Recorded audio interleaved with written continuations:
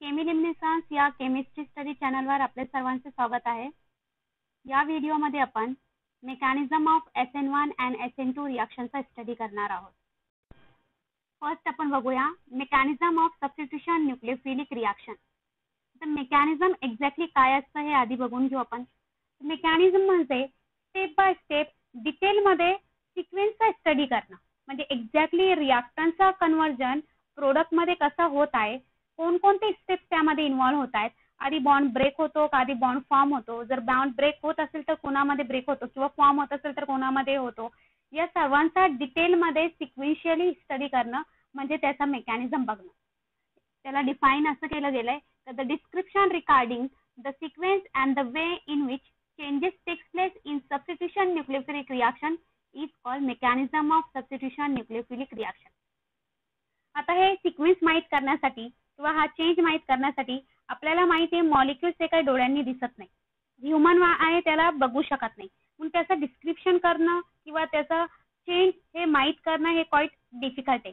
तरी पण काही एक्सपेरिमेंटल एव्हिडन्सेस यूज केले जातात ज्यांच्या साहाय्याने आपण माहिती करू शकतो की रिएक्टन्सचं कन्व्हर्जन हा प्रोडक्ट मध्ये कसं झाले। त्यापैकीच एक आहे कायनेटिक्स। कायनेटिक्स म्हणजे काय? It is the study of rate of reaction. आता बरेचसे न्यूक्लियोफिलिक सबस्टिट्यूशन रिएक्शन हे दोन रिएक्शन दाखवतात मेनली, एक आहे SN1 रिएक्शन आणि दुसरी आहे SN2 रिएक्शन। आपण या दोन्ही रिएक्शनचा मेकॅनिझमचा स्टडी करणार आहोत। फर्स्ट बघूया SN2 mechanism. Reaction of methyl bromide with aqueous solution of sodium hydroxide gives methanol as a product। ही जी रिएक्शन आहे ही SN2 मेकॅनिझमचा एक्झाम्पल आहे। का SN2 मेकॅनिझमचा एक्झाम्पल आहे? बिकॉज याचा जेव्हा कायनेटिक्सचा स्टडी केला गेला त्यावेळेला असं समजलं या रिएक्शनचे रेट हे कॉन्सन्ट्रेशन ऑफ मिथिल ब्रोमाइड आणि कॉन्सन्ट्रेशन ऑफ हायड्रॉक्साइड आयन या दोन्ही स्पेसिस वरती डिपेंड आहे, म्हणूनच या रिएक्शनला सबस्टिट्यूशन न्यूक्लियोफिलिक बायोमॉलिक्युलर रिएक्शन असं म्हटलं गेलंय आणि त्याला रिप्रेझेंट केलं जातं SN2 या सिम्बॉलने। Let's see mechanism of SN2 reaction. Mechanism म्हणजे सिक्वेन्स बघायचं आपल्याला एक्झॅक्टली रिएक्टन्सचं कन्व्हर्जन प्रोडक्ट मध्ये करतो। तर फर्स्ट काय होतं, nucleophile attack on the electrophilic carbon atom which is bonded to bromine. हा अटॅक केल्यानंतर हा CO बॉन्ड स्टार्ट होतो फॉर्मेशन साठी, सेम टायमिंगला CBr बॉन्ड हा स्टार्ट होतो ब्रेक होण्यासाठी। म्हणजे बॉन्ड फॉर्मेशन आणि बॉन्ड ब्रेकिंग हे दोन्ही प्रोसेसेस सायमल्टेनियसली एकाच टायमिंगला होत असतात आणि ट्रान्झिशन स्टेट फॉर्म होते। ट्रान्झिशन स्टेट मध्ये तुम्ही बघू शकता COH बॉन्ड हा पार्शियली फॉर्म झालेला आहे आणि CBr बॉन्ड हा पार्शियली ब्रेक झालेला आहे आणि हे दोन्ही जे ग्रुप्स आहे म्हणजे OH आणि Br या दोघांनी नेगेटिव्ह चार्ज हा पार्शियली शेअर केलेला आहे। हे ट्रान्झिशन स्टेट मध्ये हा जो सेंट्रल कार्बन आहे हा पेंटा कोऑर्डिनेटेड कार्बन आहे, म्हणजे त्याच्यावरती 5 ग्रुप बॉन्डेड आहे। याची जर स्टॅबिलिटी बघितली it is highly unstable state because he highest energy state आहे या रिएक्शन मध्ये। त्यामुळे हा जसा हा COH बॉन्ड फॉर्म होतो त्याच वेळेला CBr बॉन्ड ब्रेक होऊन जातो आणि आपल्याला प्रोडक्ट मिळतो। ही सेम रिएक्शन तुम्ही 3 डायमेन्शनल स्ट्रक्चर मध्ये बघू शकता। इथं हा 3 डायमेन्शनल स्ट्रक्चर दिलाय। इथं हा न्यूक्लियोफाइलचा सोर्स आहे। न्यूक्लियोफाइल हा इलेक्ट्रोफिलिक कार्बन वरती अटॅक करून पार्शियल बॉन्ड फॉर्म करतो। सेम वेळेला जसा हा पार्शियल बॉन्ड फॉर्म होतो त्याच वेळेला हा पार्शियल ब्रेकिंग स्टार्ट होते। ही ट्रान्झिशन स्टेट आहे। हा सेंट्रल कार्बन आहे जो 5 वेगवेगळे ग्रुप्स किंवा ॲटम्सला बॉन्डेड आहे, म्हणजे पेंटा कोऑर्डिनेटेड बॉन्ड आहे आणि हा बॉन्ड जसा फॉर्म होतो त्याच वेळेला हा बॉन्ड ब्रेक होऊन आपल्याला प्रोडक्ट मिळतोय। या रिएक्शनचे सायलेंट फीचर्स आपण बघू। फर्स्ट सायलेंट फीचर आहे that is he single step mechanism. म्हणजे ही जी रिएक्शन आहे ही सिंगल स्टेप मध्ये होऊन जाते। Bond formation bond breaking at a time होतात आणि जसा बॉन्ड फॉर्म होतो त्याच वेळेला बॉन्ड ब्रेक होऊन जातो आणि आपल्याला प्रोडक्ट मिळतो। सेकंड, इथं जो अटॅक होतो न्यूक्लियोफाइलचा that is opposite to the living group. जो लिव्हिंग ग्रुप आहे त्याच्या अपोजिट साइडने इलेक्ट्रोफिलिक कार्बन वरती अटॅक होतो। का हा बॅक साइडने अटॅक करतो, फ्रंट साइडने अटॅक करत नाही? तर to avoid the repulsion or electrostatic repulsion आणि स्टेरिक रिपल्शन या दोन्ही रिपल्शन लागतात। कारण येणारा जो न्यूक्लियोफाइल आहे तो नेगेटिव्हली चार्ज आहे, हा रिमूव्ह होणारा जो हॅलोजन आहे तो सुद्धा नेगेटिव्हली चार्ज आहे, त्यामुळे तिथं इलेक्ट्रोस्टॅटिक रिपल्शन आहे। सेकंड थिंग, इथून जर तो आला तिथं ऑलरेडी एक ग्रुप असल्यामुळे इथं क्राउडिंग आहे, त्या क्राउडिंगला अवॉइड करण्यासाठी back side is a safe place म्हणून हा बॅक साइडने न्यूक्लियोफाइल अटॅक करतो आणि फ्रंट साइडने लिव्हिंग ग्रुप हा निघून जातो। नेक्स्ट, ट्रान्झिशन स्टेट मध्ये न्यूक्लियोफाइल आणि लिव्हिंग ग्रुप हे दोन्ही पार्शियल बॉन्डने या सेंट्रल कार्बनला बॉन्डेड आहे आणि दोघांनीही हा जो चार्ज आहे तो पार्शियली शेअर केलेला आहे. तर टोटल चार्ज हा जो आहे निगेटिव्ह चार्जचा जर विचार केला हा डिफ्यूज होऊन जातो. ट्रान्झिशन स्टेट मधला कार्बन हा पेंटा कोऑर्डिनेटेड कार्बन आहे. त्यापैकी 3 ग्रुप किंवा 3 जे ॲटम्स आहे ते सिग्मा बॉन्डने अटॅच झालेले आहे आणि न्यूक्लियोफाइल आणि लिव्हिंग ग्रुप हे पार्शियल कोव्हॅलेंट बॉन्डने अटॅच झालेले आहेत. यांची जॉमेट्री जर बघितली तर हे जे 3 बॉन्ड्स आहेत सिग्मा बॉन्ड ते एकाच प्लेन मध्ये एक्झिस्ट करतात. तिथं तुम्ही बघू शकता 3D स्ट्रक्चर मध्ये ते एकाच प्लेन मध्ये आहे आणि त्यांचा मधला जो अँगल आहे प्रत्येकामधला अँगल हा 120 डिग्रीचा आहे. तसं हा लिव्हिंग ग्रुप आणि न्यूक्लियोफाइल हे दोन्ही या प्लेन वरती परपेंडिक्युलर आहे एकमेकांच्या अपोजिट डायरेक्शन मध्ये. जर न्यूक्लियोफिलिक सबस्टिट्यूशन रिएक्शन एखाद्या कायरल कार्बन वरती जर होत असेल, कायरल कार्बन म्हणजे that carbon which is bonded with 4 different atoms और ए ग्रुप ऑफ ॲटम, म्हणजे त्याच्या अटॅच असलेले जे ग्रुप्स आहे ते 4ही ग्रुप वेगवेगळे आहेत, त्याला कायरल कार्बन म्हटलं जातं. जर असं एखाद्या कायरल कार्बन वरती जर SN2C रिएक्शन होत असेल तर आपल्याला inversion of configuration he procedure झालेली दिसते. बिकॉज न्यूक्लियोफाइल जो आहे तो बॅक साइडने अटॅक करतो लिव्हिंग ग्रुपच्या, मग लिव्हिंग ग्रुप निघून गेल्यानंतर ही जी अरेंजमेंट आहे कॉन्फिगरेशन आहे जी आपल्याला रिएक्शन मध्ये दिसत होती किंवा सबस्ट्रेट मध्ये दिसत होती त्याचे एक्झॅक्टली कॉन्फिगरेशन आपल्याला प्रोडक्ट मध्ये दिसते. यालाच इन्व्हर्जन ऑफ कॉन्फिगरेशन म्हटलं जातं.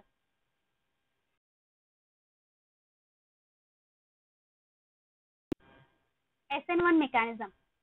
Reaction between tertiary butyl bromide and aqueous solution of sodium hydroxide form tertiary butyl alcohol as a product. आणि ही रिएक्शन एक्झाम्पल आहे SN1 मेकॅनिझमचा.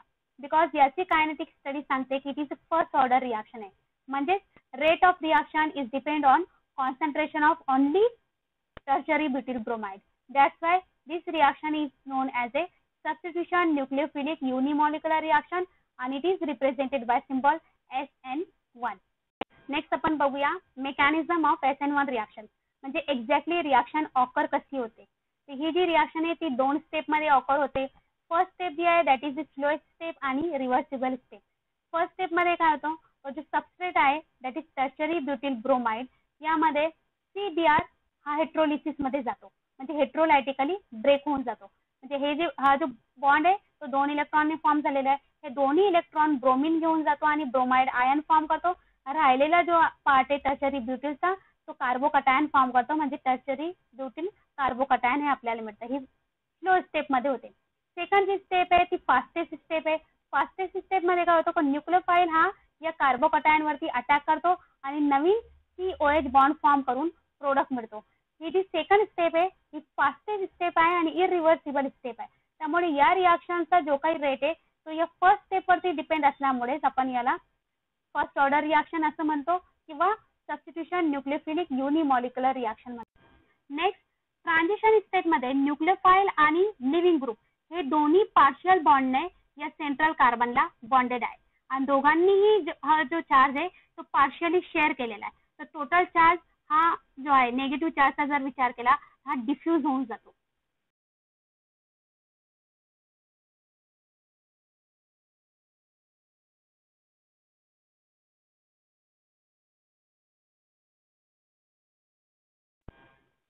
जर SN1 मेकॅनिझम हे कायरल कार्बन वरती होत असेल, म्हणजेच ऑप्टिकली ऍक्टिव्ह सबस्ट्रेट वरती जर होत असेल तर त्यापासून मिळणारा जो प्रोडक्ट आहे तो रेसिमिक मिक्सचर असतो.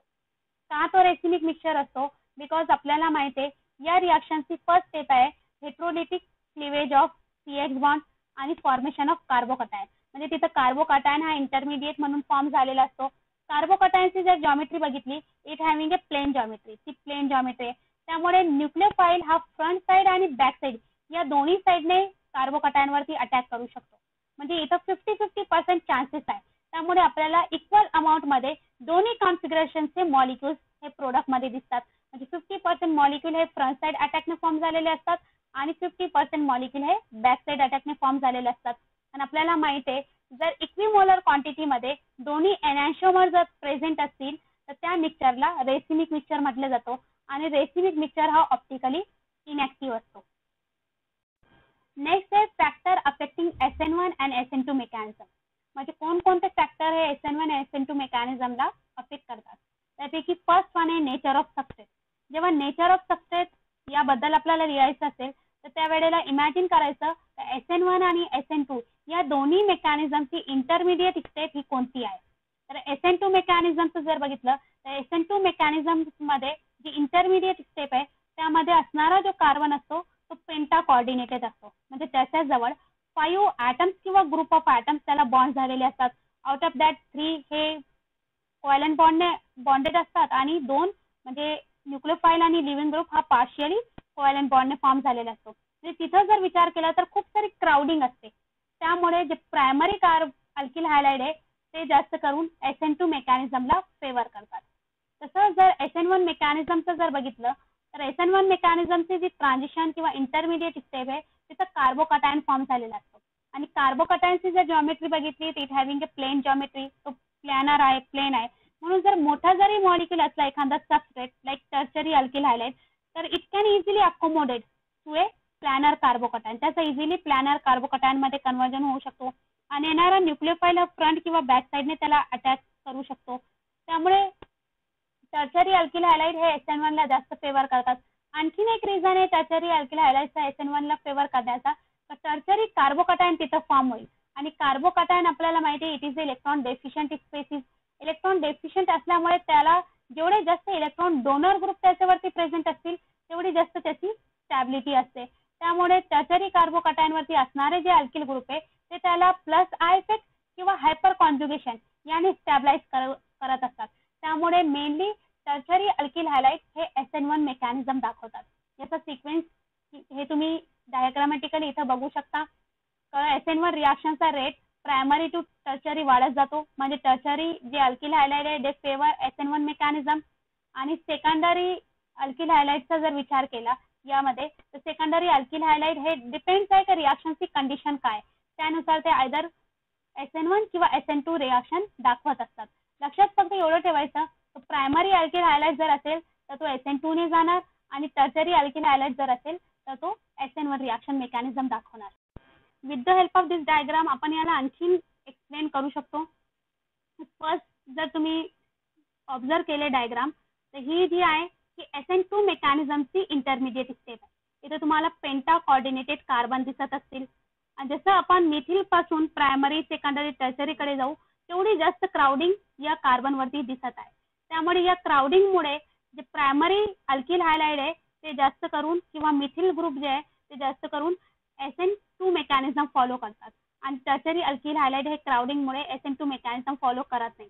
तसं रिव्हर्स मध्ये हा जर कार्बोकटायन बघितला it is the intermediate step of SN1 mechanism. SN1 मेकॅनिझमचा इंटरमिडिएट स्टेज आहे. यांची स्टॅबिलिटी जर बघितली इथे तुम्ही बघू शकता हे स्टॅबिलाइज झालेले आहे प्लस आय इफेक्ट आणि हायपर कॉन्जुगेशनने. As we go from methyl to primary secondary tertiary methyl group वाढत आहे त्यामुळे प्लस आय इफेक्ट वाढतोय. प्लस आय इफेक्ट वाढतोय म्हणजे स्टॅबिलिटी वाढत आहे. सिमिलरली इथं अल्फा कार्बन प्रेझेंट आहे ते अल्फा कार्बन हायपर कॉन्जुगेशन दाखवतात. जेवढे जास्त अल्फा कार्बन तेवढे जास्त हायपर कॉन्जुगेशन आणि तेवढी जास्त स्टॅबिलिटी. म्हणजे हा जो टर्शरी कार्बन आहे किंवा टर्शरी कार्बोकटायन आहे हा जास्त स्टेबल आहे ॲज कम्पेअर टू बाकीचे जे कार्बोकटायन्स आहे. That's why tertiary alkyl halide favour SN1 mechanism आणि primary alkyl halide favour SN2 mechanism. Next आहे that is the nucleophilicity of reagent.